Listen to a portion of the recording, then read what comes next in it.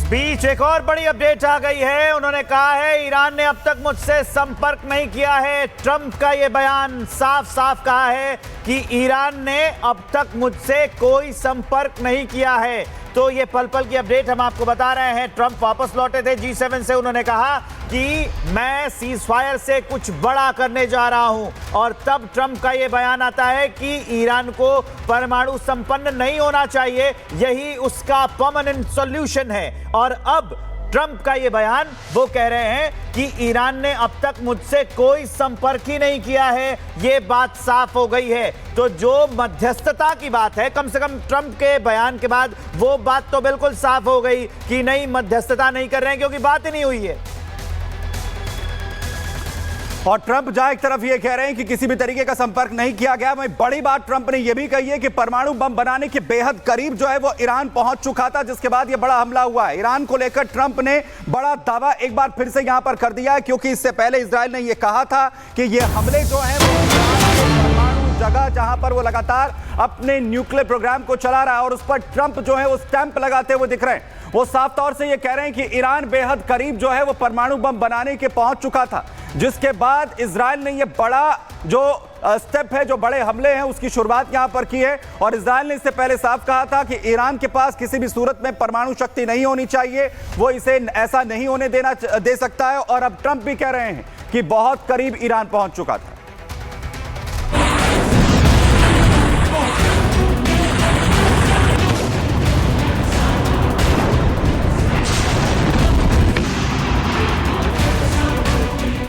Trump का ऐलान, खाली करो तेहरान।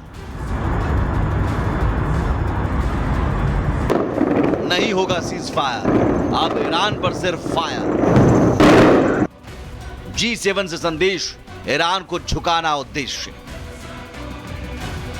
इस वक्त पूरी दुनिया की नजर मिडिल ईस्ट पर टिकी है। हर गुजरते घंटे के साथ ईरान और इजराइल के बीच छिड़ी जंग इतनी भीषण होती जा रही है कि अब इस संघर्ष के विश्व युद्ध में बदलने का खतरा बढ़ा दिया।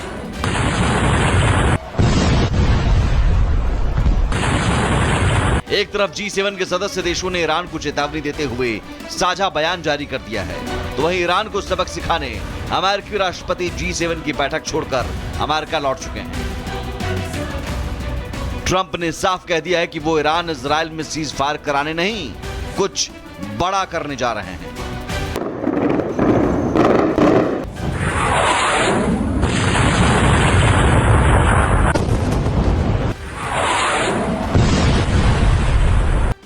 ईरान इजराइल सीज फायर पर ट्रंप का बड़ा बयान। ईरान इजराइल के बीच सीज फायर कराने से इनकार, सीज फायर नहीं बड़ा काम करने लौट रहे हैं यूएस।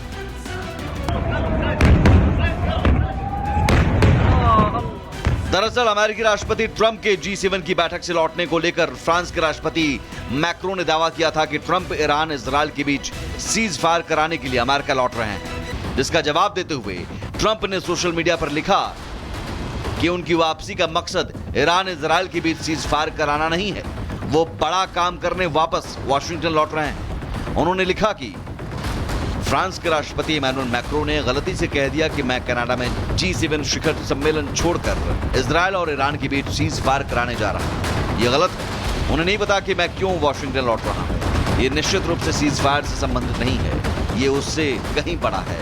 पता नहीं क्यों इमैनुअल गलत समझते हैं। हालांकि ट्रंप ने सोशल मीडिया पर किए गए इस दावे में यह साफ नहीं किया कि वो कौन सा बड़ा काम करने जा रहे हैं, लेकिन तेहरान खाली कराने को लेकर उनकी चेतावनी से इस बात की आशंका बढ़ गई है कि अब ट्रंप ईरान के खिलाफ सख्त कदम उठाने वाले हैं।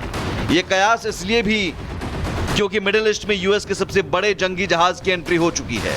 अमेरिकी युद्धपोत की मिडिल ईस्ट में तैनाती की गई है।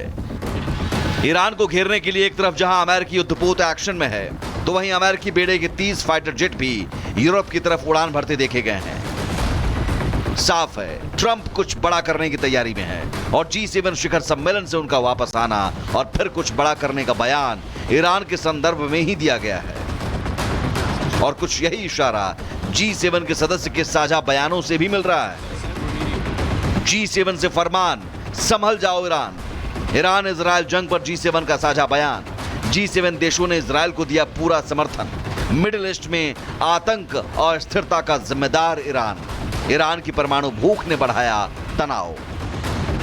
साफ है, G7 का संदेश, ट्रंप की चेतावनी और इजरायल का इरादा ईरान पर भारी पड़ने वाला है।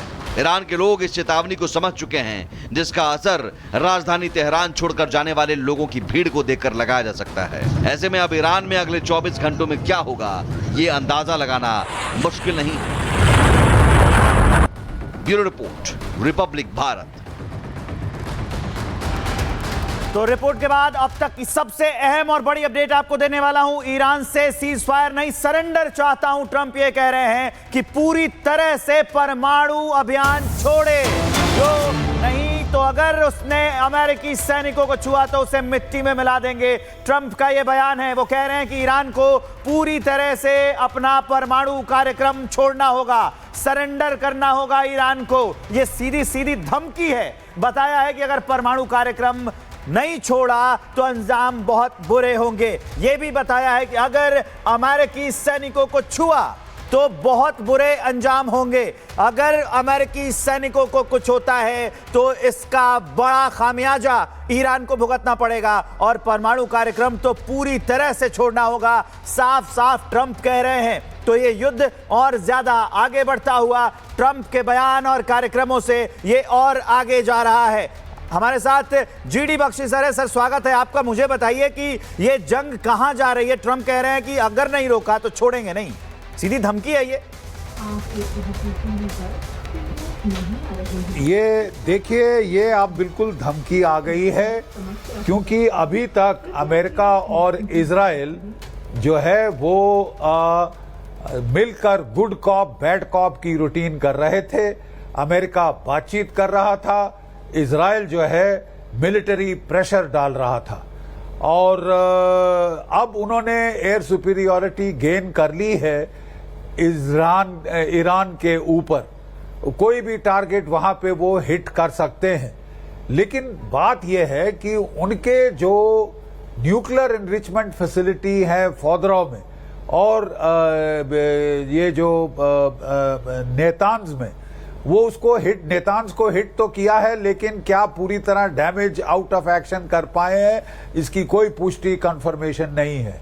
फोर्दो तो बहुत ही अंडरग्राउंड है। जब तक उनको अमेरिकन बंकर बस्टर बॉम्ब ना मिले वो उनको बर्बाद नहीं कर सकते। तो इजराइल जो है वो पुरजोर लगा रहा है, क्योंकि इजराइल को खबर मिली थी कि ईरान बहुत ही करीब आ गया है न्यूक्लियर हथियार के और 400 किलोग्राम का उसके पास यूरेनियम है जो कि 60% तक एनरिच्ड है। इससे वो 9 बॉम्ब बना सकता है। इसलिए इजराइल ने ये बड़ा जोखिम उठाया, रिस्क लिया, लेकिन कहा कि किसी भी हालत में हम ईरान को न्यूक्लियर नहीं बनने देंगे। और इसके चलते उन्होंने जो है ये बड़ा भारी पंगा अब ले लिया है। पलटवार में ईरान ने भी कोई 350 मिसाइल्स अभी तक वो फायर कर चुका है इजराइल के ऊपर। और देखिए, कहा जा रहा है कि इजराइल में भी कोई 24 लोग मारे गए हैं कल रात तक और 592 घायल हुए। तो ये बड़ी प्राइस है और ये रुक नहीं रही, क्योंकि ईरान के पास कोई 3000 मिसाइल हैं। अभी तक तो 350 ही फायर हुए हैं, जिनमें ड्रोन्स भी शामिल हैं। तो वो हर रात इस तरह ठोके जा सकता है। उन्होंने जो है ईरान ने टारगेट्स जो चूज करी वो थी number 1 command and control target, और जिसके चलते उन्होंने उनकी टॉप मिलिट्री लीडरशिप और टॉप न्यूक्लियर साइंटिस्ट को एलिमिनेट किया है।